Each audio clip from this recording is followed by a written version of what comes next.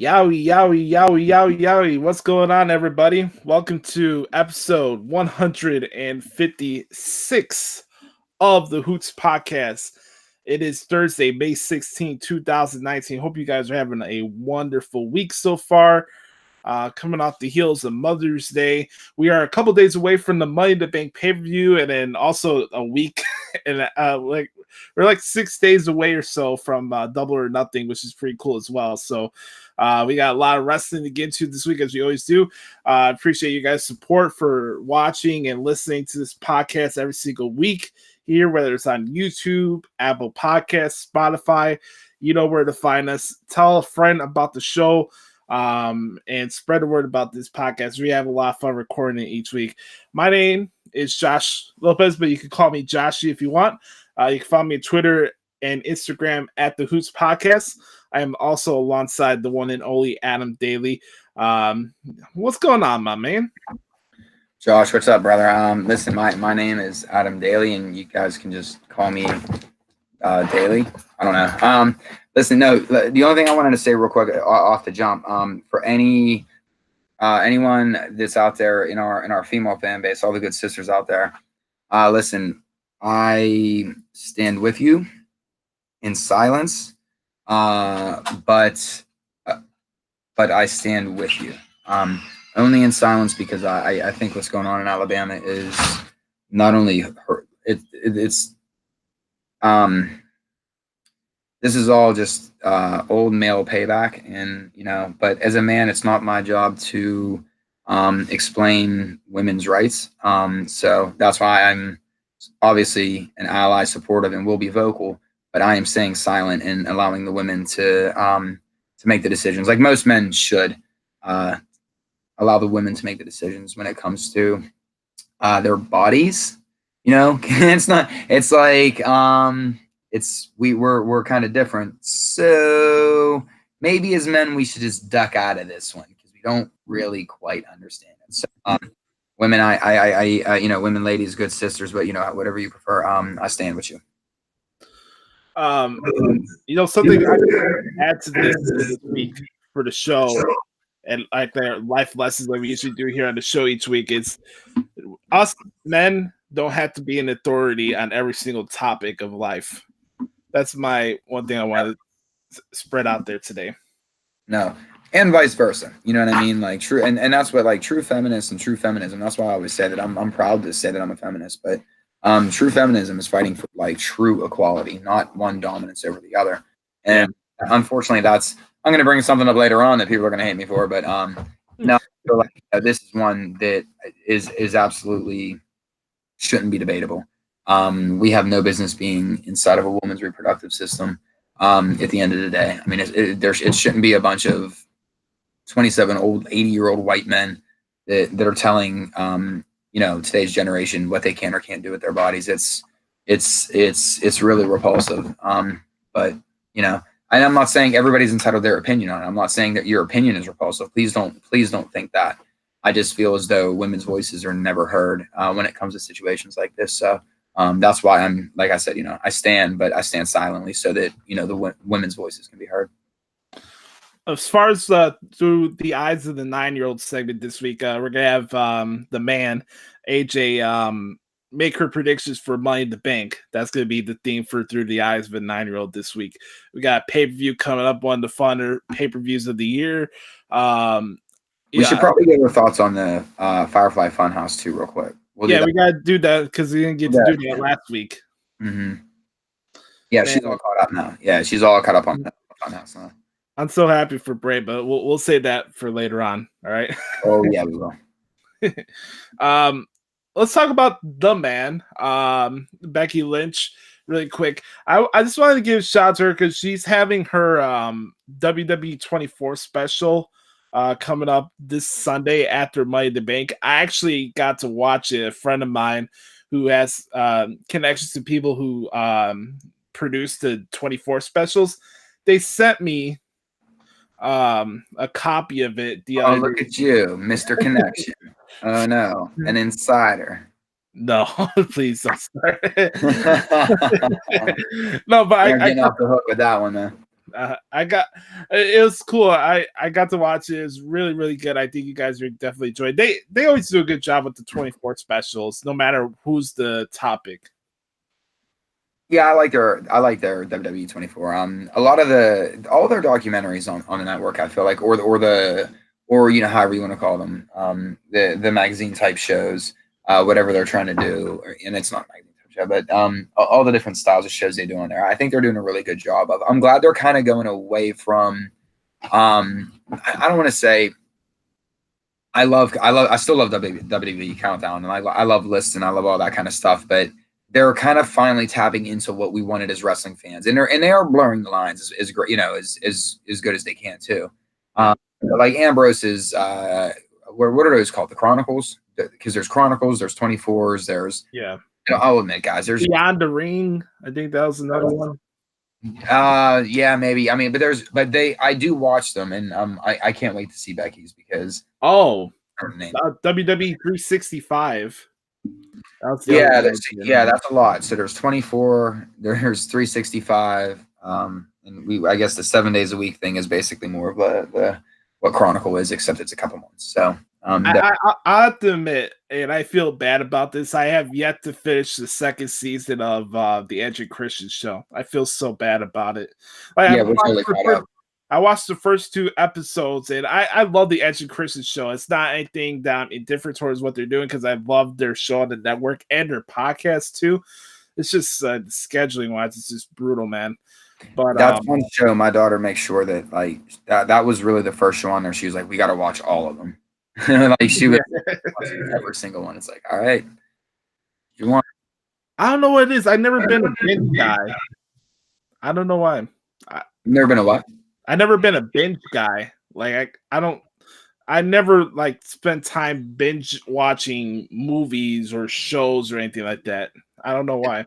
I think it's so rare that I'm in the mood to watch TV that when I am, I don't mind binging. You know what I mean? Like, because I know it's like, all right, I can take like I'm going to take a part of my day, and you know, but it's rare and it's very few and far between that I do get a chance to do that. You know what I mean? So it's usually typically like that's in a way why I like the football off season, because Sundays kind of become like more of a whatever's on is on, and like let's just kind of like kick back and like, you know, try to make it a relaxed day, or you know, when I'm not doing yard work and stuff like that. So speaking of TV, we got the news yesterday that All Elite Wrestling will be premiering on TNT or TNT Drama, if you want to be specific.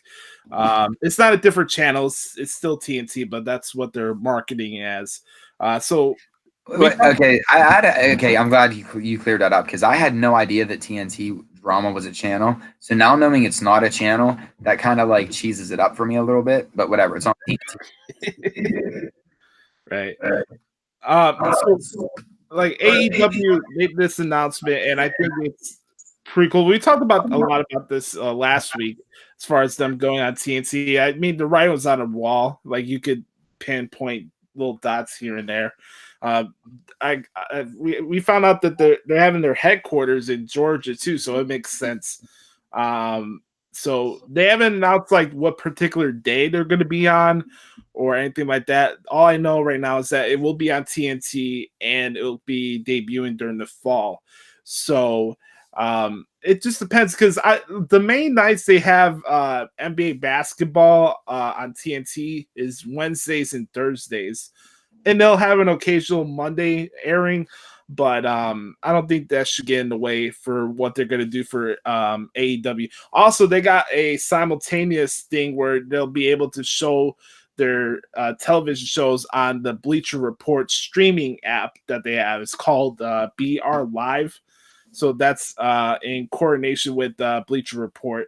Time Warner and Bleacher Report are partners now. So they have a lot. Then you have to have either like, and then I'm just throwing this out there, like say I know when you have HBO Go, or you have any, like, you know, you log into Comedy Central site, you log in with a satellite or cable provider, boom, they don't, you know, then you unlock like a lot of the extra features.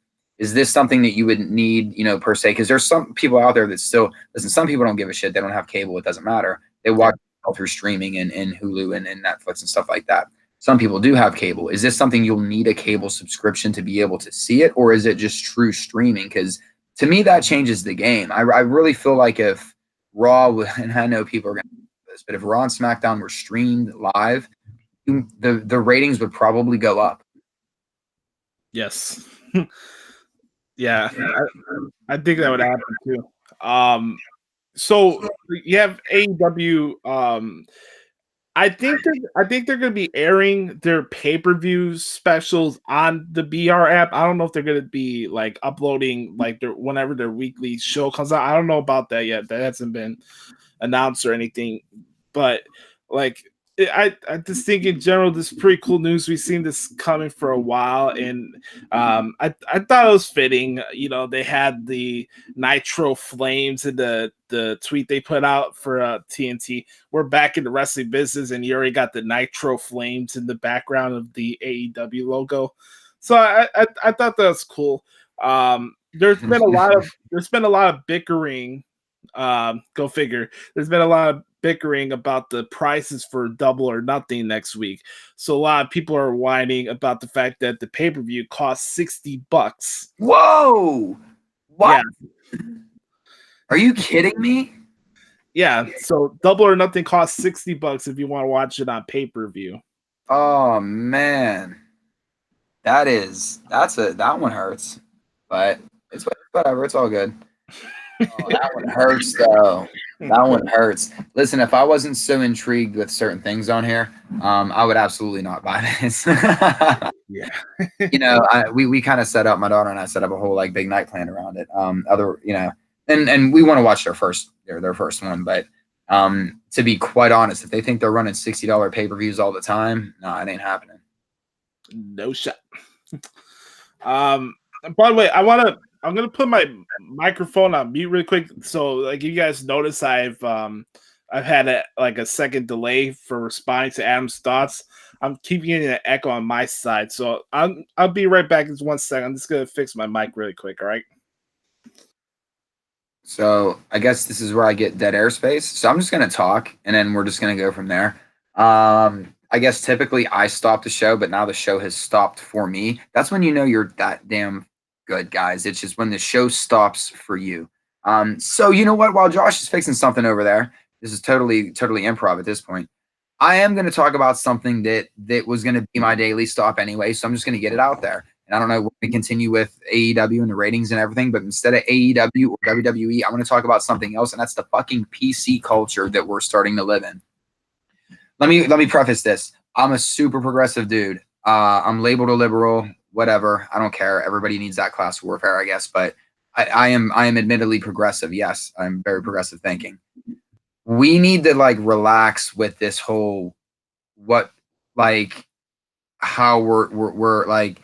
I know I cracked jokes like last week about like little people and all this kind of stuff or whatever. But my new thing is if I hear it a couple of times, I start to get worried. So if you think, and I understand it's different times, so maybe, what should be said in an entrance theme song should be, maybe we should watch. But if you have a problem with like Seth Alexander's entrance theme and you got a problem with like Ali's entrance theme because you think it's aggressive in nature, you need to stop and like look within yourself and realize that you're just you are that. And now I get the whole snowflake like logic. Like I hate that term, but I get it because. Is that a real complaint though? Yeah, I've heard it. Wow. That it's too good right now. And with the kicker is that if it was a female band singing it for one of the female athletes, so I guarantee you'd be totally different and be so awesome. And like it was like Eilish can fucking do it all the time and nobody gives a shit. Same with Lord and Fiona Apple when they were called different things through the ages because that's all she is the same as all of those chicks. But my point is that first of all, Ali's entrance music is a banger. It's that to me that's a jam. Like my daughter runs around jamming to Seth Alexander's music and stuff like that. But like, if you think lyrics like "I'm gonna go hard" or like Seth Alexander's is talking about what like, he's never gonna like not stopping, like never, whatever, or can't hold him down or something or whatever, because you think this is aggressive men speaking. Again, as a feminist, relax. That's not feminism. That's that's female chauvinism. I don't know what the term for a female chauvinist is because we got male chauvinists, but That's where it's starting to go, you know, and that's to men and women out there. I'm not calling women out on this. I'm saying there is an overly PC police that, like, if that's a concern now, no wonder certain comedians won't play certain colleges. No wonder why, you know, everyone says, well, why can't it be funny? Because of exact reasons like this. You're being oversensitive about entrance music for a scripted theatrical combat. Like, does everything have to sound like Hans Zimmer in a fucking in a movie, or like the Batman score or Dark Knight? No, like, stop it. Stop the pain. I mean, that's what. So there you go. There was a time filler. Josh was getting some cables together. That's my weekly daily stop of, like, hey guys, slow down. Life ain't that bad. That you're looking like you're taking this stuff way too serious, and people are starting to get offended way too easily. And but Josh, the reason why I brought it up is because my jaw hit the floor when somebody said that. I was like, wait, that is a real thing? I once listened to Mustafa Ali's entrance music and thought, man, like, people have been listening to R. Kelly openly talk about everything he does, but they've been jamming in a club going, oh yeah, the midget is in the closet, like, you know, and nobody gives a shit. But, like, really? It's getting insane, dude. It's getting insane to me. So you still have kids being made to honey love right now. You want to? That's my point though. Is if and you know, like, if I were to teach my daughter, oh, this song's inappropriate or whatever, and I'm not saying, like, there are very inappropriate songs out there. Right. When appropriate songs, we talk about it, but you don't find that in wrestling. You know what I mean? Like, you don't find that typically on, like, it's we're going. There's a bridge too far sometimes, and I feel we're crossing it, man. I had somebody the other day tell me that, oh, Mandy Rose is not good for television because they're trying to convince little boys to watch porn. You know how, like, that's the thing on the ropes. That shows you how simple people's minds are, because that, first of all, you know, then that would be somebody saying that would be trying to convince my daughter to watch porn, and that's fucking offensive. Yeah. My daughter loves Mandy Rose because she's a hell of a competitor. And I mean, you know, she's a beautiful woman too. But like, to think you're a pervert yourself if you think that's where it instantly takes you. That's people project their own shit anymore. Right. I mean, that's all it is. If you think that that's the system brainwashing you into, like, stop it. You can't say China, it was banned from they banned her because you look up China and all of a sudden porn comes up, but at the same time say that WWE is trying to convince kids to what? Like, stop. All right, let's go back to the AEW stuff. So I wanted to get your thoughts on this, just in general. What's your thoughts about them going on TNT, and also what was your side the argument whether you're for $60 pay-per-views or not? No, listen, $60 pay-per-views ain't gonna keep happening. You know, I'll do it for double or nothing. You know, and again, I know it definitely depends on how many, you know, of these things they're doing, but a year. I don't think it's gonna be a monthly basis thing, but at the same time, I'll admit it. Even if they do it 4 times a year, I'm going to pick out maybe the 2 best, and, you know, and roll with that. Right. Maybe the best. I mean, I can't, you know, is a single dad. I really don't have the money for that kind of deal. But, right, you know, it's based around a holiday weekend kind of deal thing too. So that's kind of nice. So, but price wise, I mean, I know people are going to say you know, there's reasons why and there's absolute business reasons why they're having to do this. And I'm sure that they're going to see, you know, what ratings are like, or how many buys they get, and whatever's going on that way. But, you know, for the first one, maybe you overcharge a little bit, and then you drop it down from there, see what the market's actually going to get you. You always do strike high, then go down low. That's any kind of business. So, yeah. You can't hate on I can't hate on them guys for putting it out at $60. You don't know ultimately you don't know whose decision it is either. I doubt Cody or Kenny Omega or any of these guys want to charge their fans $60 a buy either. You know, so I don't know. I mean, I can't be mad about it. All I can be about it is like, okay, like, I mean, you know, I know. Knowing this now, maybe I would have, like, rethought purchasing it, you know, earlier, or, you know, like, planning like a thing about it, you know. But no, I mean, but it's their first, even though All In was their first pay-per-view, this is the first real AEW pay-per-view, or at least first under the AEW umbrella. So I guess for me, it's, that's how I'm going to justify the purchase on my end. But it won't become habitual. No, but as far as the TV deal goes, I think that's important. Listen, like we said, it's important because then hopefully once they get more sponsorships off of this pay-per-view and TV deal, then the pay-per-view price can drop down too. See what I mean? So there's right. Once they start getting those corporate television sponsorships, then they can start kind of, okay, now we can knock the pay-per-view maybe down to like $40, because I think for like that $40 mark for me that's a sweet spot. Like, in hindsight, that was always our complaint about WWE, right? Like, I'm not paying $60 a month for this. I'm not paying, that's why there's a network. And then we now complain about the $10 a month charge for the network, which is bonkers. Yeah, you weren't going to pay $60 for Extreme Rules or something like that. No, I mean, we used to. I wouldn't today, obviously. No, absolutely not. I found the price that, like, I probably wouldn't have for years. That's why WWE, I think, was very as much criticism as they took for the network and how it was going to be structured. And oh my God, it seems like such a bargain. They're going to lose all this money. Sometimes you have to take that initial hit to gain more, and I feel like they have gained more because, one, stock prices, and two, always like pointing at the scoreboard, but there's a scoreboard. But on the on the flip side of it, it has become accessible to more audiences. Otherwise I certainly wouldn't watch any of these Saudi Arabia shows, which I half watch anyway.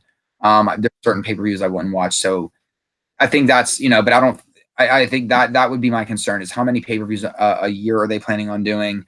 Once the corporate sponsorships come in, is the price going to drop down a little bit? The TV deal, I don't think there's much to debate. It's awesome. I think the irony is not lost on anyone of it being on TNT. But at the same time, who cares anymore? So many of the companies have merged, and it's not like Ted Turner is still like that involved. I don't think at all. Is Ted Turner even, this is going to sound bad, I don't even know if Ted Turner's still alive. I know his mustache will live forever. But I'm not really sure. We might have to Google this because I'm doing it right now. If Ted Turner's alive or not. Something that I'm going to regret, and it's going to get used as a snippet or something. Oh, man. So we'll leave that one go. But yeah, Ted Turner will be turning 81 this year. He's still alive. Okay, so he'll go strong. Yeah, but they started embalming him about 10 years ago. So what did it say on there? Anything about his current status? If he's still, he's totally out of the picture at this point. So yeah, he's not part of the day by day decision making and stuff. Yeah. He's just basically it's just the legacy of the name. I think it's funny and ironic, but it is what it is. Don't be surprised if you have Ted Turner like family members that are still part of Time Warner in different parts of the company. I don't know. Maybe have somebody from his family that are in the boardroom. Who knows? I have no idea. Time Warner bought out Turner, right? Yes. Yeah, they could have just scrubbed them. If I was Time Warner, I would have got rid of everything that. Should we keep calling it Time Warner or just Warner? Should we keep calling it Time Warner or Warner Media? I don't know. I have no idea, because everybody's merging and everybody's like, it's funny because everybody always wants to come like, I'm not going to watch this because of my political views. Okay, well, the other 10 things you do still disagree with your political views. Like, it's like protesting these shows. It makes net like I love people that shop at thrift stores, but then buy name brand goods from a grocery store. You're just doing it backwards, man. No, definitely shop at thrift stores. But you get what I'm saying. I found out that Bleacher Report Live is $10, $10 a month. So here's my suggestion: I'd have Bleacher Report, have your shows on AEW, on BR Live, and also on TNT if you want. I'm sure they'll upload it on demand if you have Xfinity or something like that. You can watch it the next day or something like that. Again, like we say on the show, you guys don't have to watch AEW or any show live at a certain time. But if you have pay-per-view, I'm definitely not watching it live. No, it'll be DVR like everything else. If you have pay-per-views on that streaming app, make it $25. That would be my suggestion. I don't know how many pay-per-views they're gonna do. I don't know about that yet. They don't even have a full month of programming on air yet. Like, we gotta take this one step at a time. But regardless, I'm excited. I think them having the pay-per-view at the MGM makes them want to have it be $60, which I can understand. And also Vegas is a big market too. And I don't know how much it'll be gate-wise, but we'll see. We'll see. You know what? We'll Again, see. dude, Yeah. I'm sorry. I was going to say, I think it is Memorial Day weekend too, I believe, correct? Yes. Mm-hmm. I think, what they're banking on, and it's not a bad idea when you really think about it, is that, it'll get people together. People are already going to be together. They're going to be like, hey, let's just all pitch up and throw money down on it. Like it could be in the days when people would be like, hey, it's WrestleMania day. Who cares? Just, or they try to capitalize on whatever holiday was going on. You and all your buddies would get over and, we'd be partying and it's be like, cool, let's just try and buy it. It's almost that impulse buy too of people that are already celebrating the memorial, so there is, and you're right, the MGM Grand thing absolutely comes into play too. And I think it's kind of seeing what they can get and maybe going from there. So there's a lot of reasons. And listen, it sucks. I'm going to keep bitching about the fact that it's $60, but I am not happy with you. You definitely just made the list, but but at the same time, they're still getting my money. So they're winning at the end, just right. So it's, why complain? I got a new segment that's coming on the podcast pretty soon. It's called The Thoughts of Derico. Brother Carter said that he's going to do this periodically where he just has like 5 minutes where he's this either goes on a rant or something that's on his mind. It's going to be pretty funny. I showed Adam a little snippet of the intro of what the segment's going to be. It's going to be pretty funny. So you guys get a kick out of it. I think this is like in 10 years, we're going to look back and whenever like he's like on the news for some stuff, we're going to be like, oh yeah, we should see that coming. Yeah, we should see that one coming. Oh God. Love you, Derek. We're gonna get a real good gauge of where things are as far as the appetite for AEW, and also at the same time, don't be that Nimrod and be like, oh, if they don't have a massive amount of pay-per-view buys, don't be that a-hole like, oh, see, I told you they're not gonna be a draw or anything like that. Like, I know that the pay-per-views already sold out. Like, they don't have any tickets left for that event. But, like, as far as gate numbers or pay-per-view buys, let's not get too crazy. Like, we have to put the cart in front of the horse as far as AEW's perception and also the backlash at the same time. We need to have some balance there. And that's actually where I'm at. I don't mind spending a little more on, especially on their first real branded AEW pay-per-view, because we want them to succeed. How many out there that are barking up a tree so much, WWE sucks, it's this, it's that, I'm never watching this again, AEW, are you going to toss out that $60? Right. What's crazy is I got to see with my cable provider, actually my cable provider is good. Usually it's not overcharged for HD, which is nice. But like when I used to have DirecTV, HD, I think would be $10 more. So, then you're talking like a $70 price point. Mm-hmm. And I don't know if maybe like the $60 is HD. Maybe they have like a $50 standard definition version, option or something like that for people out there. I don't know, but for those that have been the loudest about how WWE sucks and this is going to be so much better, and are you dropping your money on that? Your hard money, like I don't have that much expendable income where I could just be throwing $60 around, but.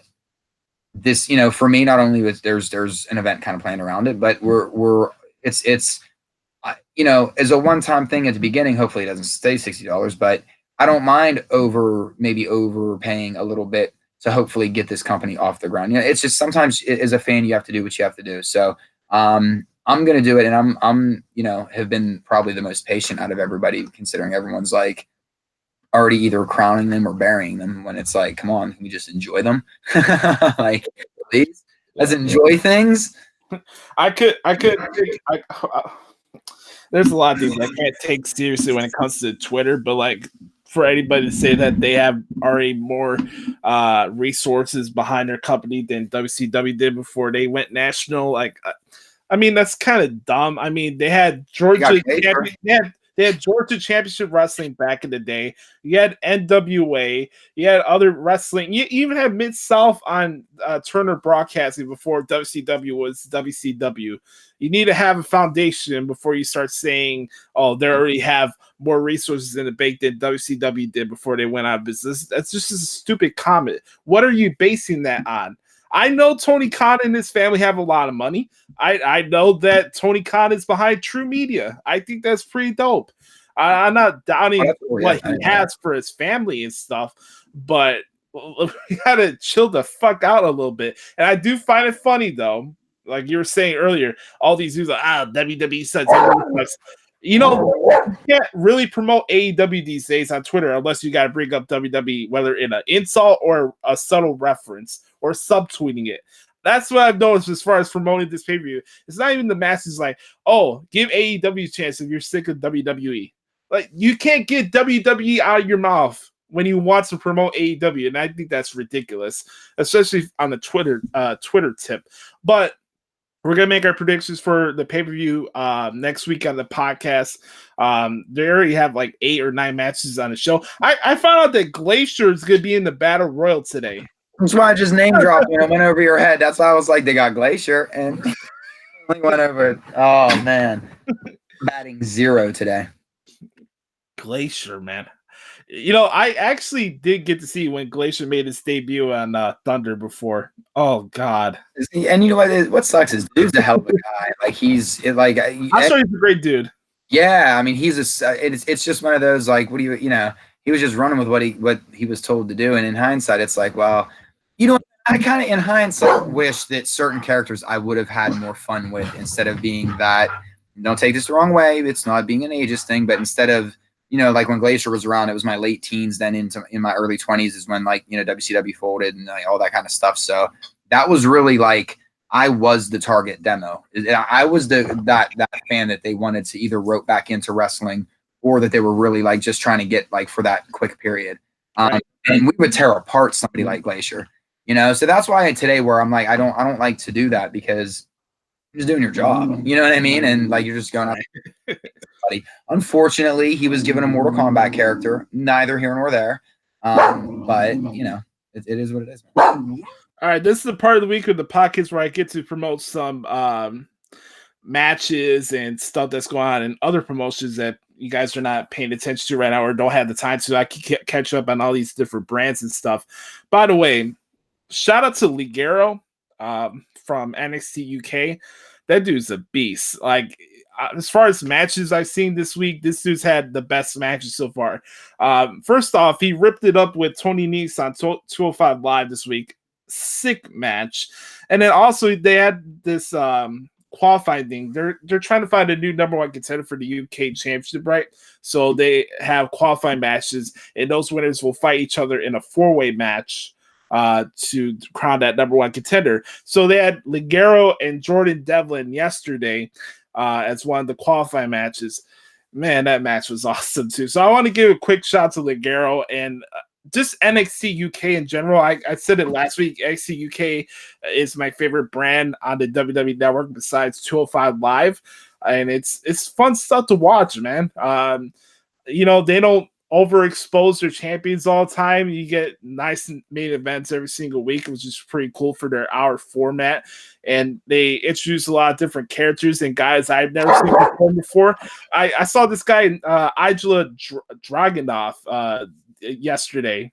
Really, really impressive dude.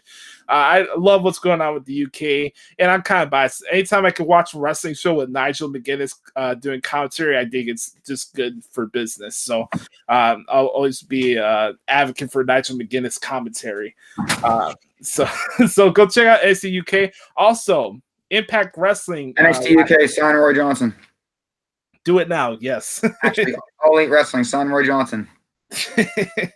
Anybody sign this dude. Big wavy. No, I'm telling you, you guys, he's gonna make a difference. I'm telling you, this dude's gonna make a difference. Him and RC Dupree are getting some big time looks now. Back to you. Sorry, there's my weekly plugs. Back to you, Thatcher. So Impact, they had OBE against Rich Swann, Willie Mack, followed by and who was the other? Oh, Tommy Dreamer is on Impact. So that they had this big freaking extreme match, which on paper I was like, okay, here we go. It's gonna be a regular hardcore match. This and that. These dudes are spilling out Legos around the ring and stuff. I don't know about you guys, but the last thing I would want to do is fall on Legos, especially on the canvas. Like, Okay, I'm a parent, man. You know what it's like to step on a Lego? It's fucking 7 o'clock in the morning with bare feet on. No, you don't. Do. Do I ever? Screw Legos. I'm totally kidding. Legos are actually pretty cool, but yeah, I'm not getting thrown on one. I don't like stepping on them. yeah, how about a Michinoku driver on Legos? No, Like, thank you. Better than thumbtacks, though. Let's keep that 100. thumbtacks. I think one of the OV guys brought out a barbed wire baseball bat too. Actually, they do a lot of crazy shit on Impact now these days. Now I wonder why they're not on an actual network these days. And you know what I am? Yeah, right. And I am kind of quasi plugging the tri-state area here too, but asking a question at the same time because that's what I do. You know, I'm a genius that way. Okay. DJ Z, did he come from Impact? Because I saw that Yes. him. Mm-hmm. He was in Impact. New Cumberland, West Virginia resident for a little while, which is right outside of Pittsburgh. It's considered the tri-state area. I actually know people who went to high school with him. Really good to see him. I've been following him since he's been doing documentaries since he's like really been trying to like break through like when he was 18. So I mean, I don't know how old he is now, but I've been following his work for the past 10 years, and it's really good to see. You know, listen, local guys, whether or not, you know, I always joke this, you know, I live in a weird area because, you know, I live so close to Ohio and West Virginia, you know, all these things. But it's a passionate wrestling, you know, area, man. And anytime, I know he's originally from LA, I believe, but he was living there for, you know, a brief period of time. And there's something about this area that wrestling just kind of, that we all kind of fall in love with it here. There's just, there is a wrestling culture in this area. So, big shout out to DJ Z for you know, getting signed on at the Performance Center. Yeah, guys, really good. I got sign me now. I got to meet DJ Z a couple years ago at an AEW show. Very, very cool dude. I'm happy. Real laid back. I heard, real good dude. Let's see. Before we get to this week at WWE, I knew you wanted to mention really quick about Tool's new album coming out. Oh, I did? Oh, yeah. Tool's coming out with a new album? It's, you know, guys, I talk about a lot of things on here, and, you know, that you guys are probably tired of Joker stuff, the Oakland Raiders, especially, you know, people that live outside the United States. I know you guys are tired of hearing me talk about the Oakland Raiders, but different music things or whatever, but I don't think you understand the concept of a new Tool album. And when I had to open up, and I found out on social media, and it's rare that I'm on social media, but I think something came up on my Google feed that was like Tool officially announces release date. I was like, what? And then you go to their Twitter handle, and there's like a little video, and finally August 30th after, I think 2006, I want to say was the last album, was 17 days, 27 years. So it hasn't been that, but it's been half of that. So we can say it's been about 5,000 days. That's a very long time to wait in between albums. Got to hear the two new singles. The newest single and there's such a sweetness to this for me. The new song Invincible is fantastic. Like, they've been playing it live a couple times. Got to hear a really good couple quality recordings of it from the live show. But if you are a Tool fan, it's official. They're done trolling us. Well, because they've been playing the we're not card to the point where I was almost like, you know what, it's never coming out. It was almost like Dre's Detox, man. It was like it's just never happening. Right. Finally getting it. And when I say, like, you want to hear, social media made me pop twice this week. And, you know, good on social media. One was the Tool announcement. So Tool Army, rejoice. We're back. The Collective Unconscious is back. And I'm kind of jealous of my uncle, or my boss at the same time. Jeremy, who I work with at the tattoo shop, is actually going to go see Tool this weekend. They're going to be here in Chicago for some type of festival. I forgot the name of it, but are they really? Yeah, they have a shitload of bands that are going to be here in the city this weekend, and Tool's one of the main attractions. So, what day's Tool playing? Saturday, I think, or either Saturday or Sunday. Oh, that wouldn't work on Sunday. Oh man, I almost got real weirdly. I got yeah, I can't.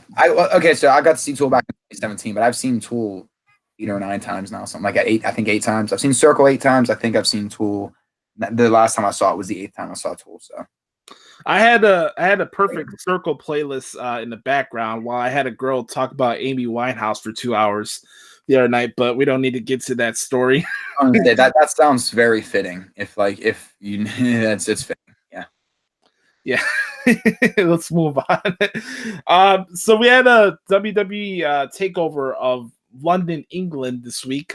We had television. They had the whole European tour going on. All the cool stuff. Corbin's not wrestling in his what is it, Applebee's? Well, what do they call it? Applebee's or TGI Fridays work T-shirt. Yeah, I forget whatever people were calling. He actually has his. He actually is wearing his own T-shirt now in the ring during his matches on the European tour. Anyways, they had Raw and SmackDown there. They had 205 Live there as well as this week, and it was cool with 205 Live. They had NXT UK versus 205 on. That was the theme of the show this week, so I thought that was pretty cool to see those guys on the programming. And then as far as this week of the shows, everybody's still trying to get used to this wild card rule, and I thought AJ did a good job explaining like the cool parts of what could come with the wild card rule as far as Raw and SmackDown's concerned. As far as like takeaways from the show, obviously this is the last show before Money in the Bank. And you know, it's kind of strange when you have a London show be the go home show, and then you have spoilers out all over the place. So, as far as shows, I didn't look at the spoilers, so it didn't affect me. But it's still, you got a tape show going on, and everybody wants to. You know, it's why? That's the thing. Why ruin it? I don't get it. I really don't get. I don't know.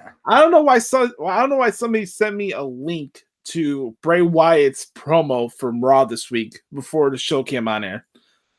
And it wasn't even a friend of mine. Somebody sent me this in a direct message and I blocked them. Like I like, come on, man. You know what though? Honestly, because his promos have been so different, like that one I probably would have been okay with. Like, oh, listen, this is what they're doing. Like, this is his promo tonight. Because it's almost like it's been such a separation from the rest of the show as of right now. You know what I mean? So in a way, that would have been one if WWE even put that out earlier and said, oh, just wait till you see, like, you know, the Fun House, you know. I think even that way I might have been I think I'd be okay with it. Just and again, it's only because it's actually I mean, it's obviously a spoiler, but it's because it's felt like its own entity on the show right now. It hasn't, which is, I think, what is the genius behind what's going on with Bray Wyatt right now. Oh my God, I love Bray Wyatt right now. So we're just gonna leave that at that for right now. But yeah. I mean, I definitely see your point though, dude. At the same time, it's like, why ruin the show for other people? I want to give a shout out to a Pittsburgh product, Tom Savini, who's behind making the mask. Yes, so Tom Savini is behind making the mask for Bray Wyatt for the Yowie Wowie mask, and also shout out to Jason Baker, another Pittsburgh guy who was the director actually of the Firefly Fun House segments. Yeah, I actually thought there was a lot of Pittsburgh stuff going on there. I saw something about Savini. I'm familiar with Baker's name. Dude, Pittsburgh is a fun city, man. There's a lot of it is very, listen, I knock it. There's, you know, people that knock it all the time, but it's not what you think it is anymore. It's not this steel town of like coal miners and like it's not really what Pittsburgh is now. You know, I mean, maybe some people still have that mindset, but it is a very and it always has been a very creative, culturally, very very innovative, very imaginative area, and we've had some brilliant people come from Pittsburgh. And listen, Savini is a master. when it comes to he is a horror movie master when it comes to stuff like that. So anytime he's involved with something WWE related, and you can always see him in an event there, it's it's going to be something good. And I think a lot of stuff. I feel like a lot of the Blackcraft stuff somehow there's a tie-in with Pittsburgh too. So I've been looking at, and maybe I was looking at buying a bunch of Marty shirts the other night. I don't know, and one of them might be from that website. I don't know, but yeah, there's a lot. Question: Do Corbin has his own clothing line too? I don't know if Corbin does. He might. I know Graves came out with shop last week. Yeah, Graves looks good. I'm sure Corbin will probably get something going because he's another guy that has, like what I like about the Blackcraft stuff and Graves' stuff. It's kind of going back to that old noir gothic but pinup, but like and we kind of lost that in a way. Okay to and so Corbin's is just as creative and just as so I think his line would be good too. I gotta get a couple of those shirts or hoodies and stuff. It doesn't matter which site it is, but like I gotta invest in that pretty soon. Yeah, I'm already a hoodie on Blackcraft that I want so bad, and it's sold out in my size. So I either have to lose a lot of weight and just become like an exoskeleton, or I have to wait for them to get it back in stock. But they're doing really good work, and these are again, for the rest for everyone that's saying wrestling's in such a bad place. We're getting wrestling all over. Jordan Klepper just launched his new show on Comedy Central, and his first episode dealt with veterans who are suffering from PTSD, Mental Health Awareness Month shout out, and they're using wrestling as their form of therapy because the VA has been they do great work, but it's backed up, and it's such a love-hate relationship with that. But to make a long story short, he went out and did a show with them guys, and it was really cool to see how what we bicker about all the time, like in the Twitterverse and in the wrestling sphere, it's helping our veterans that are suffering from unimaginable things, helping them work through that. So when it's hitting shows like that or shows like that beyond the ropes and that I think Dutch Mantel's involved with, and it's in a good place right now, man. Everywhere, you know what I mean? Like this is crazy, man. This next comment's gonna upset a lot of people in that echo chamber that thinks that wrestling's dead. It's not that wrestling's dead. It's being taken more seriously as a television product, whether you want to admit it or not. Think about this. You have the deal that WWE made with Fox, and they had this interview that Variety did with Vince McMahon. Do you know that whether ratings go down or up or whatever, Vince McMahon written in his contract that SmackDown would not be aired on FS1. So SmackDown would be on Fox no matter what was going on. And that they also revealed the fact that Fox was the one that pursued WWE more than ESPN in regards to acquiring SmackDown. Well, and also, we got this thing with AEW and TNT. It's not that wrestling is dying. Your style of wrestling that you want is dying. That's a fact. But go ahead. I think what happens too, Josh, is when something is still left as a very niche product or something that just kind of has a super cult following, B movie horror movies, you know what I mean? Stuff that I love to get into that some people just will never be able to sit through, but you're not supposed to. It's campy. It's supposed to look bad. It's supposed to not really well. But I think what's going on with sports entertainment / professional wrestling right now, and regardless of and listen, there's a lot of men and women have paved the way, and I always say this, without WWE being such a brand now, not a wrestling company, but a brand that has helped. And I'm not talking about a New Japan Pro Wrestling or per se, or a Progress Wrestling per se, or some of the Ring of Honor, some of the larger outfits that have been out there. But it is absolutely helping the overall marketplace for these men and women that want to become entrepreneurs on the side. You know what I mean? Like this has been able. So Josh, I actually think it has more to do with professional wrestling, sports entertainment finally being taken serious as an art form. versus being kind of the, like, it used to be for the castaways only. Like we were, it was all of us miscreants that were the outcasts, that were and we still have that.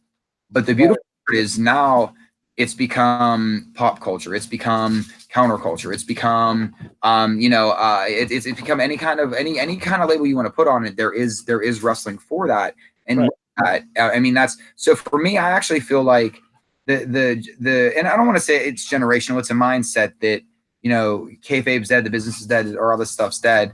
I think that it's just that once something that's either like again, a more niche product starts to become accepted mainstream and people fall in love with it for the entertainment versus just the sport in the ring.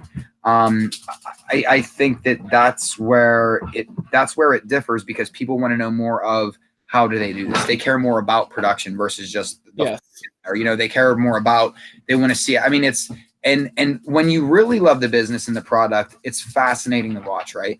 But if you're only in it just because you want your guy to be champion, that's when you think the business is dead. Or if you think that you're I know better than Vince McMahon kind of guy, like that's in your mind, that's when it's dead, when you're not seeing the bigger picture. I mean, what the hell do I know? I mean, I'm just a peon talking into a microphone on here, and nobody really, probably listens to, but that's just the way that I'm looking at it. And so I think it has less to do with it being accepted as it's just like, being taken more serious on TV.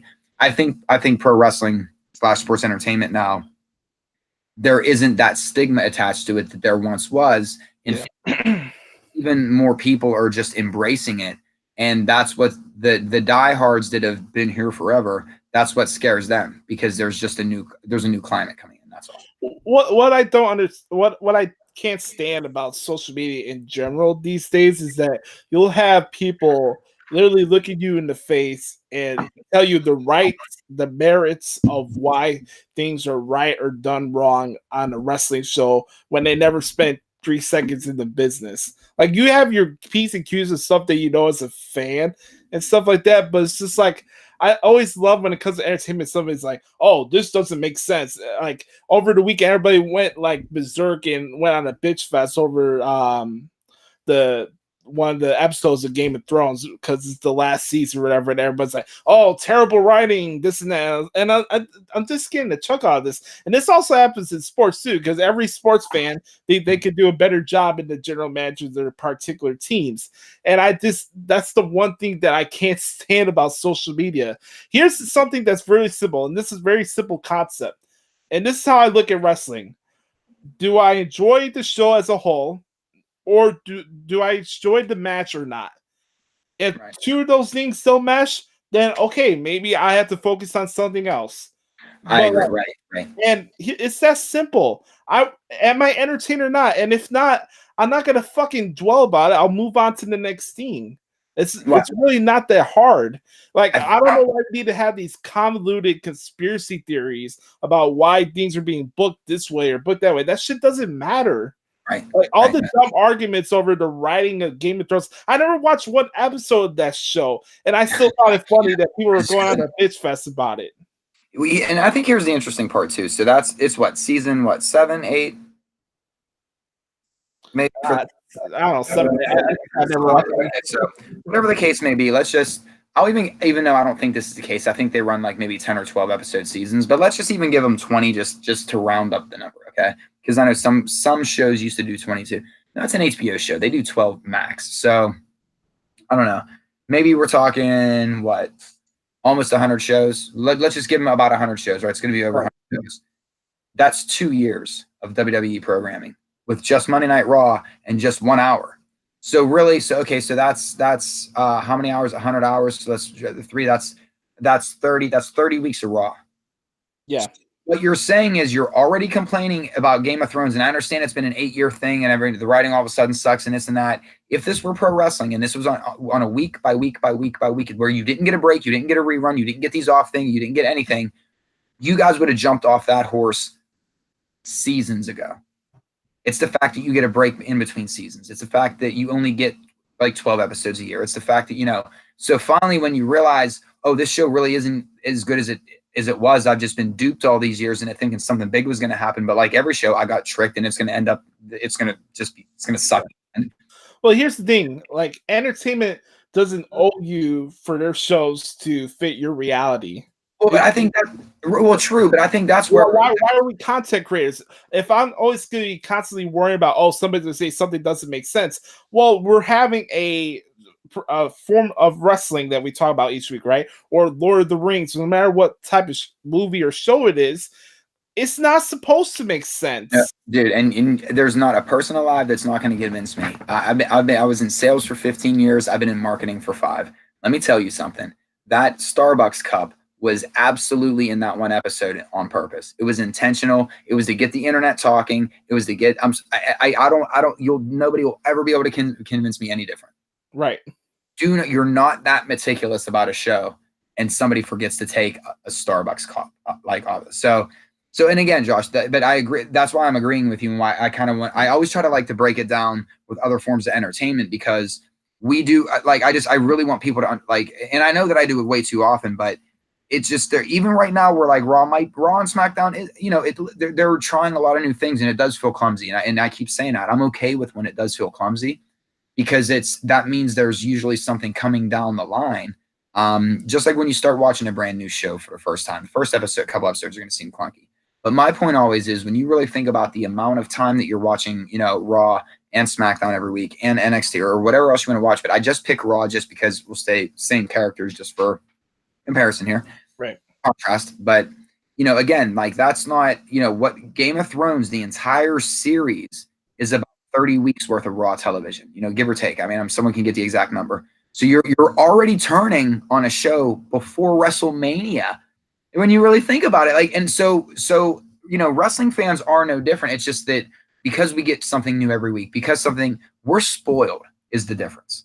Wrestling fans are spoiled, and we don't appreciate and or take the time to think what it takes to go into a product, and we'd rather be hypercritical than appreciate when they do have their successes. That's what it is. And does go back to you two saying that we live in it has to be what everybody's agenda is. The show should have been written like this because this is how I like it, whether it's Game of Thrones or Gotham or whatever. I don't even know. Watchmen is finally announced. You know what I mean? So yes, I'm getting a Watchmen series this fall. I can't wait for it. To have a TV show to cling on to. But I want, and I'll admit, I don't want them. I wasn't for this at first, because the Watchmen story should just be left at that. There was never sequel, there was never a prequel, there was not, and they're toying with it now a little bit in the DC universe, but I can't wait for it. Just to see what they do with it. And I'm not going to be overly critical about this, that, or the other thing. I love the characters, so I'm just going to roll with it. All right, it's easy. Yeah. Right. You had your Daley Stop earlier talking about the PC culture and stuff, and it's just entitlement just got to stop. You're not entitled to anything. You're not entitled to anything. See, I don't watch Game of Thrones enough to know what people expected for the end. I just know A Girl Has No Name was a thing for a while, because it was whatever. Hodor, the whole hold the door thing was I was all those whatever, but haven't and listen, and you guys know that I'm doing this out of love here. This ain't doing. I'm doing this to clown on you guys, but because Josh, we just got to take a moment before we do predictions and stuff, but.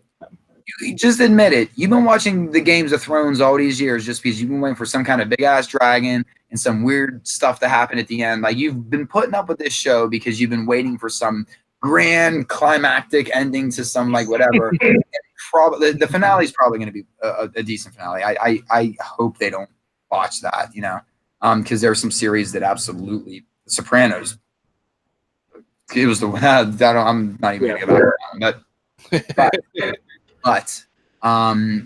but just admit you've been watching all these years out of some sick, twisted thing because you've constantly been waiting. That's what I hear from Game of Thrones fans. I just can't wait for this. Their catchphrase was "Winter is coming" for the longest time. Winter came and left, I think, and people are still complaining about it. It didn't seem like it made a difference with the show.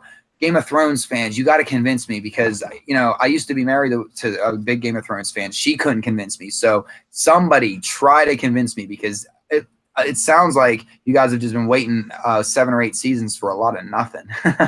Right. Hodor, hold the door, hold the door. Good God. All right. Let's move on. What stood out to you this week from Raw or SmackDown? Fun House. Just the Fun House. Fun House. No, listen, the crowd. I always want to give a shout out to the crowd over there. Anytime they go over to overseas, I love the UK crowd. So thank you for you being you. I'm pretty sure when they had the shows on air over here in the States, I'm almost certain that they kind of tried to drown the crowd out a little bit during entrances and stuff like that. You could tell the audio was tweaked a little bit, but nonetheless, love the crowd over there.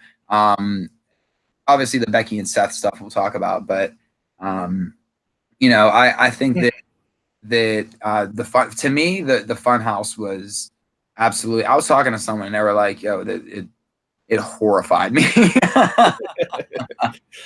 Oh God. So yeah, man, I think that's why I really do. It feels like it feels it, and that's what it's supposed to be, right? It's supposed to feel like its own entity. It's not supposed to feel yet like it's tying in with the show. I am loving Bray Wyatt. So yeah, that's what stood out to me this week. I really enjoyed the Baron Corbin and Ricochet match from Raw this week. That match was really, really good. I when it comes to the wildcard rule, I like the interaction and overlapping different feuds with each other. The stuff with Roman Reigns and Elias and Shane McMahon, The Miz. I thought Miz's promo on SmackDown this week was pretty cool. Mm-hmm. Shane McMahon's still doing his thing. I always crack up when Greg Hamilton does the best of the world stuff now. It's just good feel now at this point. I'm really starting to dig Shane, like just soaking it all into. Like it's so funny, man. His contributions to the shows, because I think a lot of people have recency bias, so they're not going to have appreciation for Shane now. But this dude's been very underappreciated to what he's brought to the show since he's came back to the WWE. Agreed. I absolutely agree. And just like I always say, I still think that Stephanie McMahon is one of the most underappreciated talents that, they always talk about how great of a character Vince is and how, like you were, but I still think that Stephanie is just as responsible for, a women's movement. Although it took longer, she, there was in-ring competitors that came before her, but, and there was dominant females, but she was just a different kind of dominant female character. And I think that Shane and Stephanie both are, as much as I think, why, let me ask you this instead of me giving you my opinion. Why do you think that people, fans, humans, all of us that are stuck in a vessel, robots, why do you think that the instant go-to is they're overrated because they're just a McMahon? Because I agree with you. I think Shane's totally been undervalued since he's come back. He's been phenomenal, and I've always thought Stephanie was fantastic. Like I've always been a Stephanie fan. So I don't know, man. Like what do you think it is with them? Well, I think it's about the perception of their dad, and it attaches onto them, that little cause and effect type of thing. Also, I think Sami Zayn brought a good point to this one during one of his pros when he was ripping the fans. He's like, you guys get a little trigger when people say things that hit close to home. And I think Shane and Stephanie have always been good with that. In regards talking about their power with the company and like, you people don't understand or this and that, especially Stephanie McMahon promos. Like I remember her in Chicago cutting this like sick promos and like just doing her best to tune out the crowd and stuff. And she gets that from her dad. And there's elements from a performance side that Shane gets from his dad, especially like beatdowns or facial expressions or stuff like that.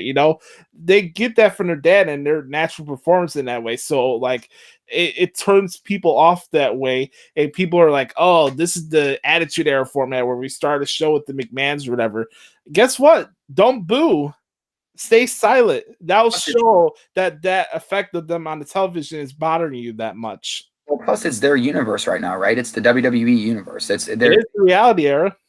They use that for, in a way, that's like saying, "Oh, why is Stan Lee in this?" I really wish they'd quit putting Stan Lee in Marvel movies. Like, no, it's a staple of the thing. And granted, they don't start with him, obviously. I'm just trying to like make a joke there, but yeah, when they are, we're suspending the belief that these men and women and these athletes can not only beat each other up in the workplace, but take their problems to management in a violent way. Let's just think about that. Yeah. But we don't stop and think, oh, well, then management is probably going to be focal points of the stories from time to time, because you're always going to have that anti-authority character. You're always going to have that character that's the suck up to the system. You know what I mean? That is that lackey for the system. You're always going to have that character that. So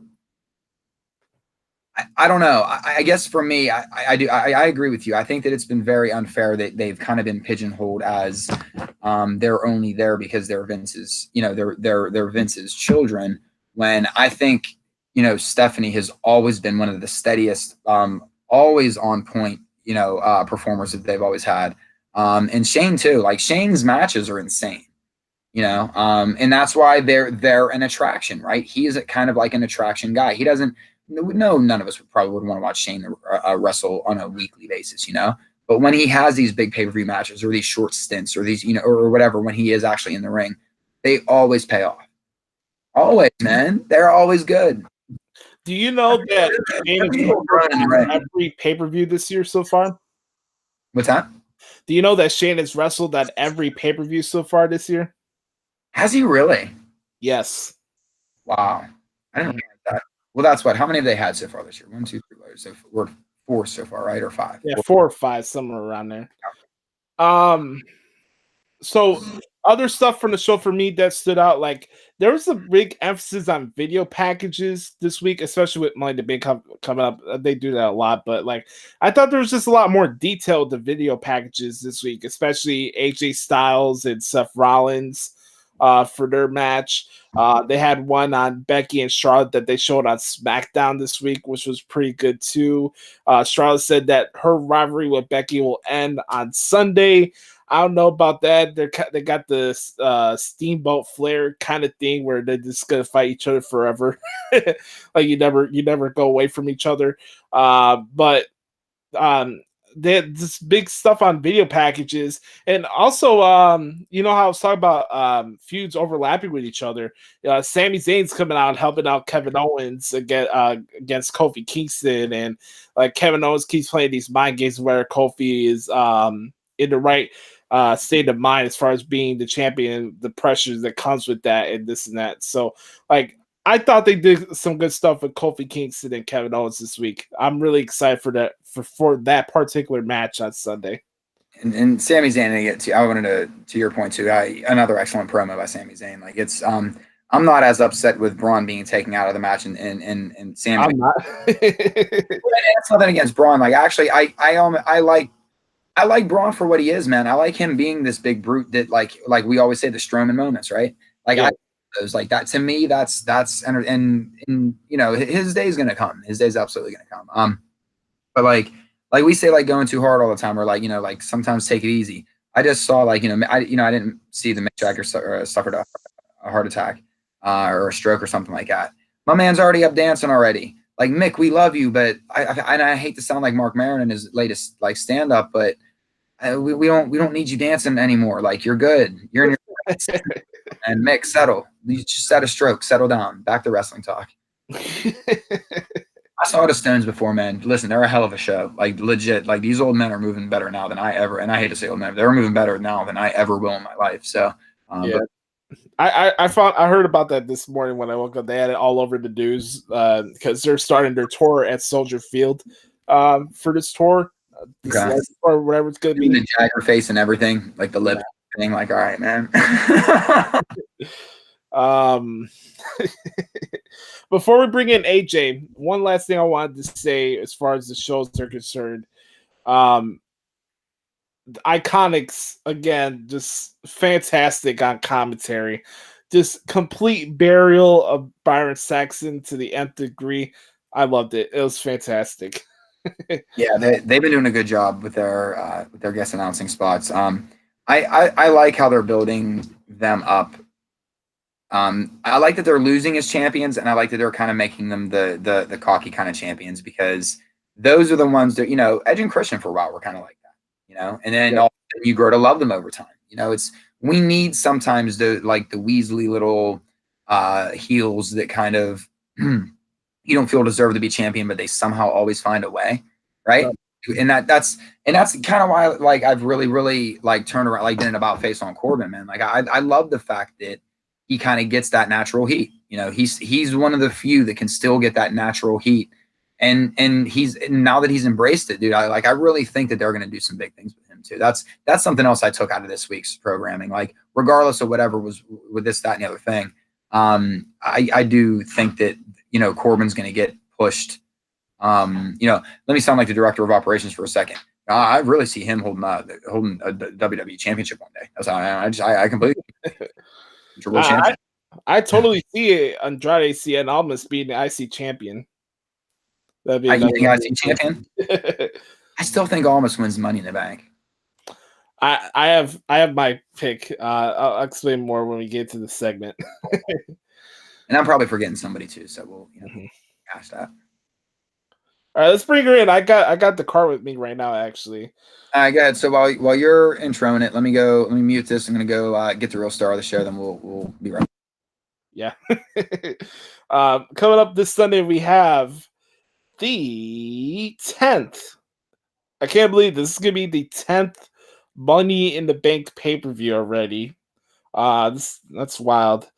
10th Money in the Bank pay-per-view. Holy shit, man. That's when you know you're getting older now. So anyways, yeah. How many Money in the Bank matches were there? I think they said there was 3 matches, 22 Money in the Bank winners? 21. 21, okay. Yeah. 21 matches. So yeah, we got Money in the Bank coming up this Sunday, Hartford, Connecticut. Home of the McMahons too. XL Center. We got 11 matches on this show, but Adam, you got a companion here with you. I do. Let's bring in the real star of the show. AJ, how are we doing today? I am doing good, and finally I'm sitting next to you and not stuck in that studio. I am very happy. Well, we have to get to the green room beforehand. You know, it's how it's. Listen, if you want the star treatment, that's how it is. Remember, I always go into the studio to record with you guys. I never sit next to you. I always go into the studio. That's true. That's true. Yes, I always sit with you guys when we're recording.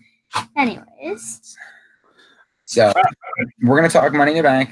Okay. We're gonna give our predictions. We're gonna talk about Bray's the Firefly Fun House. You're about to say Fire High. I'm getting mixed up here. It's Firefly, Fire. It's all over the place. So we got the Firefly Fun House. It's a tongue twister, isn't it? It is. And then we have Money in the Bank. Yeah. So, Josh, you lead the way, sir. AJ, what do you want to start off with? Money in the Bank or Bray Wyatt?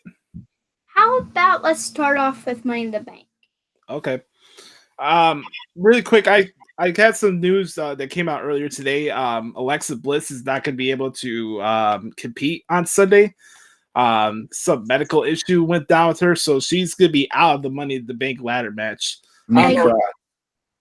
Yeah, so we need to figure out who will replace her. All right, Nikki Cross, let Nikki play. But why is Alexa getting injured before a big match every single time? We're not. Well, I'm sure we'll still have our moment of bliss on Sunday. No, we're not. Let's face it, we're not. You sound very disappointed. Damn. All right.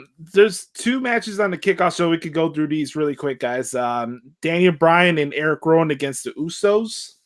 I'm gonna go with Daniel Bryan and Rowan. They didn't say this match is for the SmackDown Tag Team titles though, so it is what it is. I'm gonna go with Bryan and Eric Rowan. I'm going to go with the Usos. Non-title match? Yeah, not title match. I'll go Usos too. The second one is the Cruiserweight title match. Tony Nese against Arya Daivari. Yeah, that's cool. Kind of cool. They got Daivari's little brother now going for the title now. That's pretty cool. Yeah, I'm gonna go with Tony Nese in this one, but this one should be a pretty good match. So I don't really know anything about anything on 205 Live. So I'm just gonna say Arya Daivari because I don't know the character. I don't know really nothing. That's fair. I think a lot of people that talk about 205 Live don't watch 205 Live, so including myself. So listen, I pulled the title off in Nice. I don't watch 205 Live, But I'm just for sentimental reasons, I'm taking Arya Davari because I'm a big Cosgrove Davari fan, or Sean Davari, you know. So it's his little brother. I'm going with Davari on this one. All right, we got Samoa Joe against Rey Mysterio for the U.S. title. I'm gonna go with Samoa Joe here, and don't be surprised if he beats up Dominic during this match. And it's not a bad thing because the kid's like already grown. The dude's like, I don't know, 3 feet taller than his dad at this point. But I'm gonna go with probably bigger than me. I'm taller than Ray, but I think Dominic might be bigger than me. Who you guys got on this one? I will go Samoa Joe. And Dominic does look like Samoa Joe. He actually really does. He really does. I mean, who made that comment the other day? I can't remember, but he really does. What's the problem? There's, poor Dominic. He's had so many different fathers on Monday Night Raw or poor Dominic. But custody battle. Yeah, what a Maury Povich life we've led. But I kind of agree in a way. I think Samoa Joe. It was my dog sneezing, having a bit over here, but I'm taking Joe in this one too. I strangely want Dominic to get involved and actually turn on his dad. Wow. And I know it's a come on scenario, right? But again, how many times can you take me in a workplace and I'm getting attacked by all these people? CM Punk, Eddie Guerrero, who was supposed to be my uncle, but is he my dad or isn't he my dad? CM Punk singing "Happy Birthday" to me. Samoa, you got a good point. I mean, if there's gonna be a line where you're like, "All right, Dad, you can't protect me in this environment anymore, so I have to take it upon myself." But kidding aside, I'm going Samoa Joe. All right, next one. We got the Miz and Shane McMahon in the steel cage match. I don't know about you guys, but I got Shane in this one. I don't know why, but I'm going to go with Shane. I'm going The Miz because I do like The Miz a lot better than Shane, and I feel like they're going to have Miz win because last time they had Shane win. Or maybe they're going to have Shane win again because it was Miz's accident or fault or whatever. I think, and I'm just gonna really fantasy book here just for fun. Actually, I'm picking Shane. But you said right. But you said it's where? It's Hartford, Connecticut, right? Mm-hmm. Here's my not gonna happen fantasy book wish of the week: Mean Street Posse, baby. Oh God, no! Street Posse. You never forget. And listen, they've been doing callbacks. I'm not saying it'll never happen, but they have been good about callbacks recently. I'll mark if the Mean Street Posse come out and cause the Miz, because Miz is always talking about his boys from Cleveland, right? It bases around the reality show with Miz and Mrs. right now, all kinds of stuff. He could do, not never happen, but tell me I can actually see that happening now. I can really pop, though, in a way, you would weirdly pop. I would pop up. But here's the thing, though. AJ brought up Rikishi last week, and now we're bringing up Pete Gas and the Mean Street Posse. I don't know what's next. Steve Blackman's going to pop up to fight Aleister Black. I don't know. I think we talked about Steve Blackman a couple weeks ago. Man. All right. Next one. We got Roman Reigns versus Elias. I got the big dog here. Elias for me. You're going with Elias? Yes. I Roman Reigns. I mean, Elias does what he does best. He puts people over, and that's not a bad thing. I think Elias's time is coming soon, but I think Reigns wins. Kofi Kingston versus Kevin Owens. I'm gonna go with Kofi here, but I wouldn't be surprised if KO won the match here. But I'm gonna go Kofi to hold it on for another month or so. So here's my question. Is it a title match, yes or no? Yes. It is, then I'm going Kofi with it. Yeah, and I don't know where Big E is as far as with his meniscus, but I think that he could probably come back and ease back in by not, because I think meniscus is usually about 4 to 6 weeks, right? About weeks, so. Unless you're Derrick Rose and you need another year to hold off for it, but go ahead. I'm leaving that one alone too. But yeah, so I'm gonna go with Kofi on this one. hook or crook. I don't know if we get a clean finish, but I'm going Kofi. Becky versus Charlotte. SmackDown Women's title. I am going with Charlotte, actually. Oh, you're I'm going with Charlotte. Well, apparently you don't like the man Becky Lynch because I'm going with Becky Lynch. No, I love the man. I don't think she's going to be Becky two belts anymore. Though. Well, you know what? I look at it two different ways. I think that they either need to run. I don't say they need to do anything, but I think it'd be cool for them to run with the whole Becky two belts thing for at least a couple pay-per-views, just so that way they can keep pushing Arch. No offense, but that shirt's selling really well. On the flip side, I could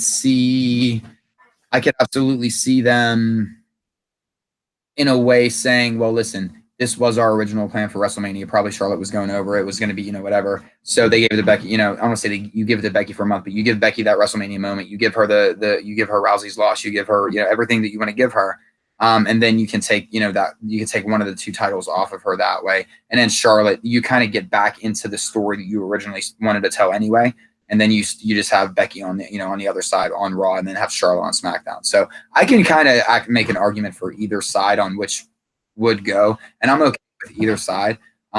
Personal preference, I would like to see them run with Becky having both belts for at least another pay-per-view or so, just to kind of solidify it a little bit more. That like with the the double champion thing, it would help make then who does beat her, which will probably be Charlotte.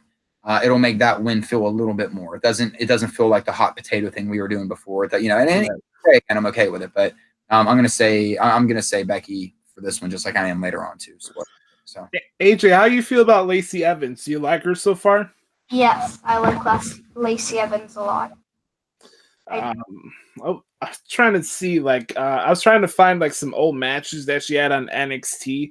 It's very interesting. She's one of those other characters like Elias or Corbin that weren't drooled over at Full Sail Adam, but they're getting everybody's attention every single week. You know what I mean? Which is pretty. Yeah, I actually thought Corbin started bigger in NXT and then got lost in the shuffle when he first came up. No, I didn't see it that way, but. Really? That's okay. Yeah, no, I can see both sides of that too. Because I know in NXT people were either 50-50 on Corbin, it seemed like. So that's where I could see that. AJ, start us off with are we doing Lacey and Becky right now? No, I think we know it's a clean sweep on that one. I think we all have Becky winning that match, right? Yep. I think Lacey just being in this match is just letting everybody know, hey, she's going to be a major player. Mm-hmm. Like how it's the lady versus the man. Mm-hmm. The woman versus the man. I always wanted it to be a feud after Becky did the man gimmick. I'm scrolling up here to see if I got the full names for the latter participants right. I want to get my info right, okay? Yeah, that switched up on us a little bit too. I mean, God forbid you can't go throughout anything in life without somebody trying to correct you on something. Jesus Christ. So I just want to know if I just want Nikki to play. Let Nikki play since Alexa can't go. She was pretty good on Raw this week. I'll say that. Nikki Cross. She did pretty good. Nikki Cross seemed confused about every single thing Becky was saying. She obviously, or not Becky, but Alexa. She obviously did not like Alexa whatsoever. You can tell that. Let Nikki play, damn it. All right, here we go. Natalya, Dana Brooke, Naomi, and Bailey, Mandy Rose, Ember Moon, and Carmella. And we to be determined. Now, before we make our predictions for this match, who would you like besides Nikki? I thought, Adam, you were going to say Ruby Riott, but I'm fine with both of them. Yeah, honestly, it would be one of the two. I'd actually put Sonya in there as well. Not a bad idea. There's actually a handful of people that I could put in there. But I guess right now, Nikki or Ruby would be my top two. AJ, what do you think? I don't know. Probably like Sonya or Nikki. Okay. Same. Anybody but Jessica Ellsworth, and we'll leave it at that. What if Ellsworth came back? Talk about callbacks. Right. Why is Ellsworth always coming out of Money in the Bank too? That's the worst thing. He's always coming in Money in the Bank. He was there last year too, right? Yeah, because that's where we're at. Yeah. he surprised Asuka last year. Then the he made Carmella win, and then who knows what's coming this year? Is he there or is he not? We don't know. Mela is money. I'm going with Bailey to win this match. Actually, I don't have a set reason why. I think Bailey could win. Either her or Mandy Rose. That would be my pick for this match. Who you guys got? I got either Dana Brooke or Naomi, and depending on who the surprise guest is, I might have the surprise guest. But until we know that surprise guest, I have Dana Brooke or Naomi. You're really big on Dana Brooke. Yeah. Yeah, you Why? are. You're really big. No, you know, Why? because it's no. I You just like that character. What's the problem, bro? there is no problem. Bro. Oh, do you have beef with me? Beef. What's your major malfunction, pal? Send it out, Russo. Yeah. You know what? I'm gonna go with. I'd like to see Mandy win this one because then you can create a little, or Sonya to be if she were the surprise. Because you can create some things out of that. But at the same time, I like what they're doing with the tag division, and especially with Paige. You know, kind of manning a ship, pun intended, for Asuka and Kairi Sane. I don't know. I guess Bailey, because right now she, I guess, is the last of the 4 horsewomen to really get a major title push or major storyline really or anything like that, or but at the same time, I'd love to see Ember Moon win. I'd love to see Naomi win. I would love to see, if it was like a Nikki Cross or Riot filling in, like I would love to see that. This is the match that I'm okay with. If I'm forced to pick somebody, I'm gonna go with Ember Moon. Okay. Any chance that Sasha graces us with her presence? I believe that she is leaving WWE. So I do not think so because I believe that she is leaving WWE. Well, all right, you little Mark. All I know is that on Supercard right now, she's the weakest card out of my deck and my top 8. And so that's very fitting.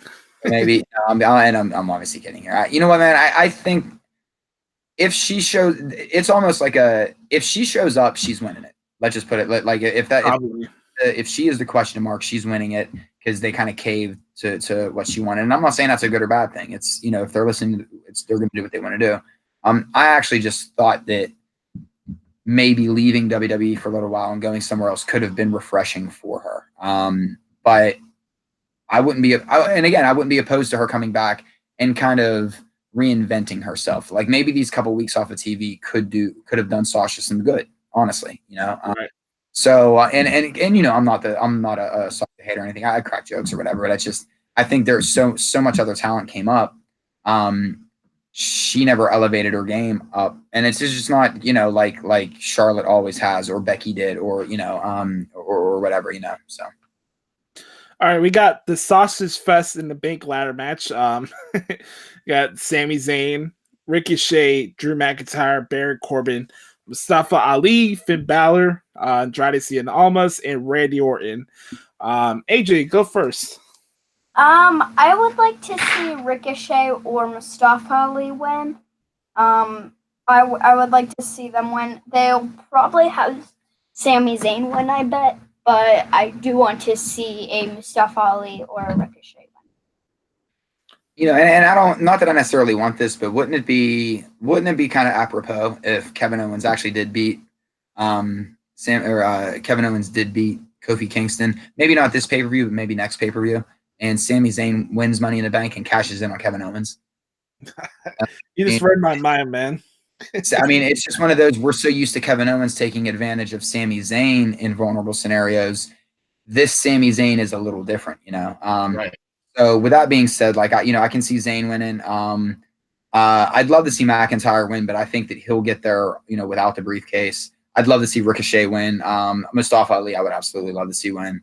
Orton, I think, is in there just to be the veteran guy, which is perfect for his role right now. But I'm strangely going with Andrade Cien Almas, or just Almas. I'm sorry, Wait. or Andrade, or whatever. Yeah. Zelina Vega. All right, I'm going with Zelina Vega. Is really who I'm doing. That's what I'm doing. Hey, slow down. It's good. Zelina Vega is going to be the 3%. I swear. You think that's not a bad call? No, it's not at all. Wow, I didn't think about her. Good call. AJ. What if they had Almas and Zelina Vega both win the Money in the Bank, and then I don't know, just an idea. Wow. You're a smart lady. No, you're a smart man, actually. AJ. Well played. Well played. Very well played. I didn't even put 2 and 2 together. There you go. But like, I feel like maybe somebody is supposed to be it, and then maybe she just like beats them up or something so bad that they can't compete. Just like how Lana got beat up before Becky won the Rumble this year, right? Mm-hmm. Wasn't Lana like favoring her ankle or something like that? Yeah, something happened with Lana because of I forget. It was a bump that she took in the Rusev match or something like that, wasn't it? There was like a continuation from that. Okay. All right, really quick for me was in regards to this match. I'm going either Sami Zayn or Drew McIntyre. This is also another match where it doesn't really matter who wins. All these guys have good options, maybe besides Randy Orton at this point. But I'm really excited for this match. I'm gonna go with Sami Zayn here. I just think with him continuing to like rip down the bubble every week on Raw and stuff, and gloat that he has a briefcase and there's nothing anybody can do about it. And I just think it would be a nice element to his character that he's doing right now. So I'll go with Sami Zayn.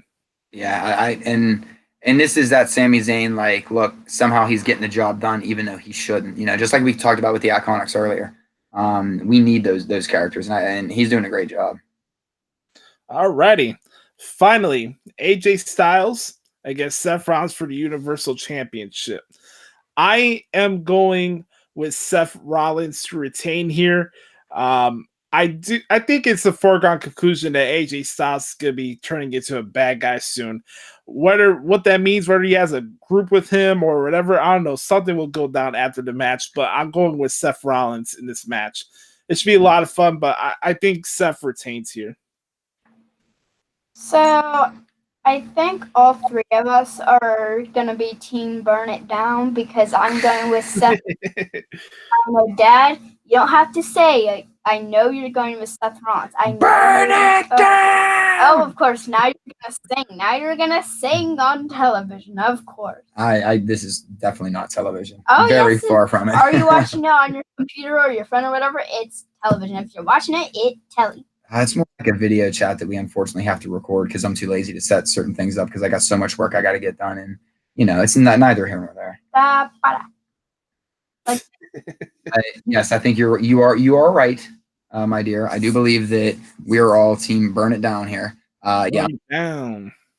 Burn it down. Burn it down.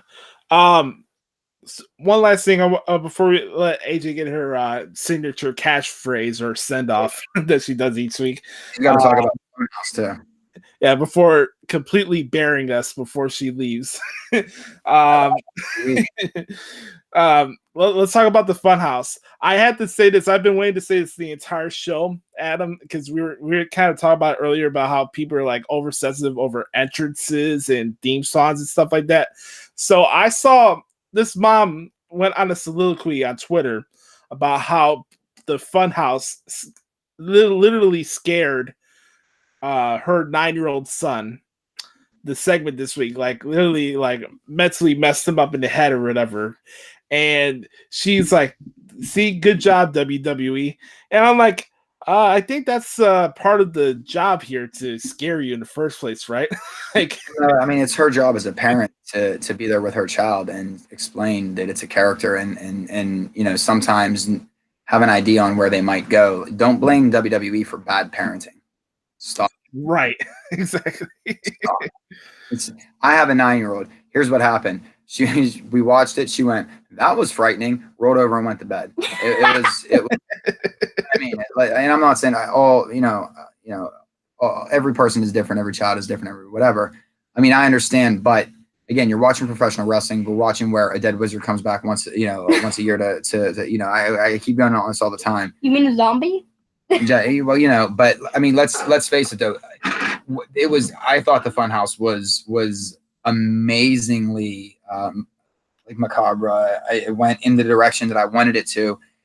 I kept hinting at the killer clown thing this from the jump, Josh. Remember, I was like, I think, you know, just like hiding in plain sight. It's just somebody, which I think this is more sinister and kind of more frightening in a way.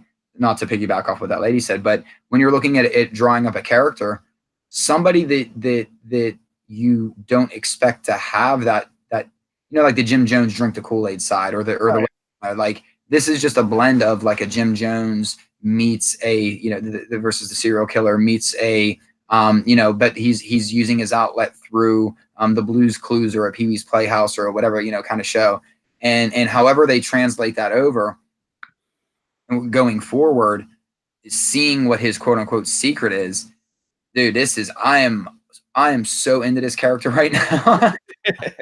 AJ, your thoughts? So I love that it was scary and that it was horrifying, and I think it's more horrifying than Pennywise or whatever he or her is called. I thought it was more frightening, and I love the It movies. Mhm. I love horror movies. I love clown movies.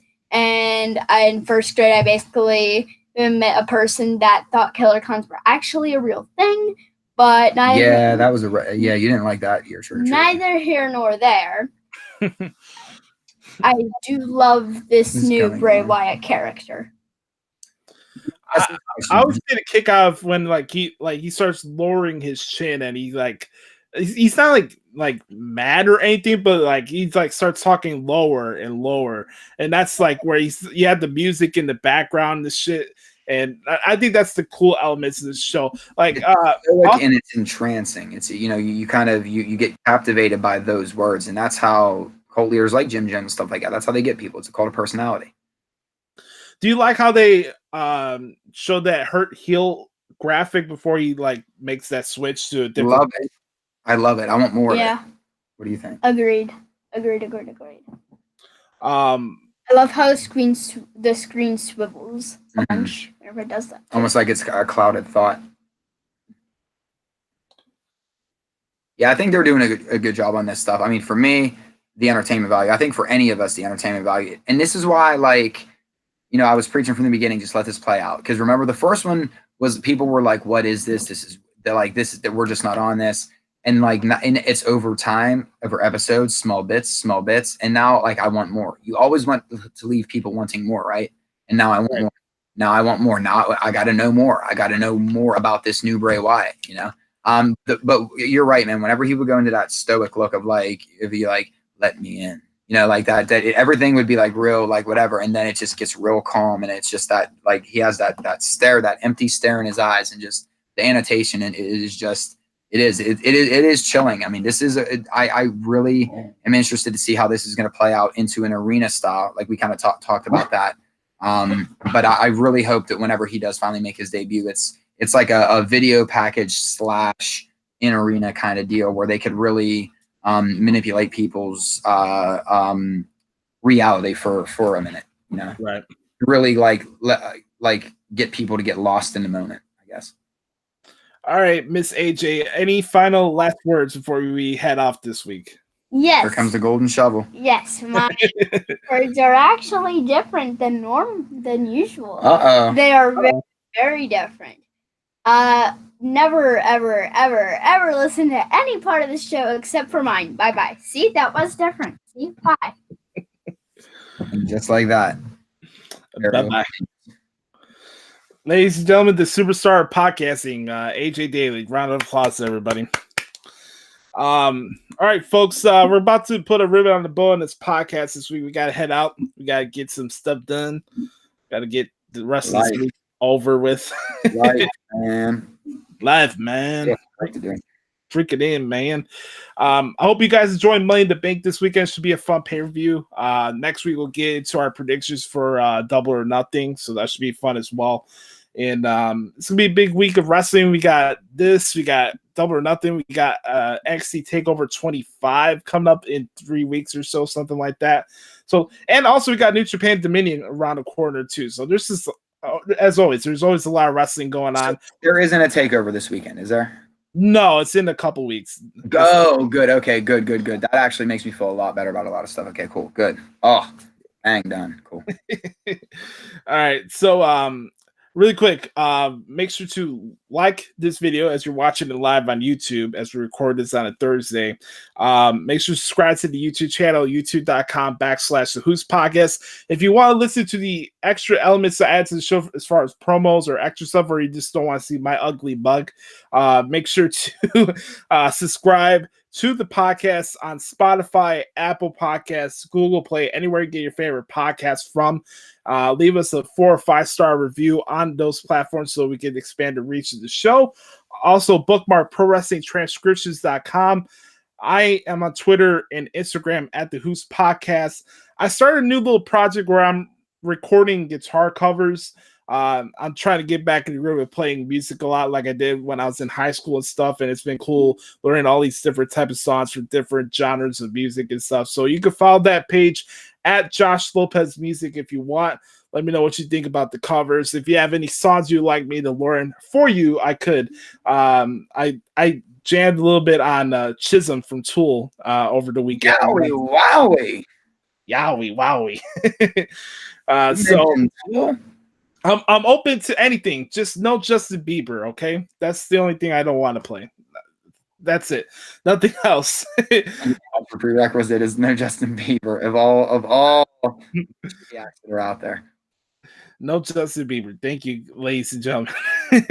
Again, I'll let you guys know once we start airing the Thoughts of Jericho segment. I'll let you know when we start airing those. That should be in the coming weeks as well. So that should be a lot of fun as always. And brother, hiding in plain sight.